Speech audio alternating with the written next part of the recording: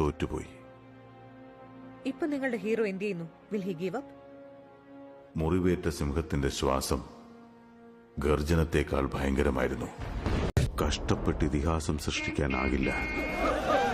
ആവുന്ന ഇതിഹാസം പ്ലാൻ ചെയ്ത് ബ്ലൂ പ്രിന്റ് എടുക്കാനും സാധിക്കില്ല. അതിനൊരു തീപ്പൊരി വേണം. അന്ന് തീ പടർന്നു. ചായ വളരെ മോശമായിരുന്നു. ഞങ്ങൾ ചായ കുടിച്ചൊക്കെ വളരെ മോശമായിരുന്നു.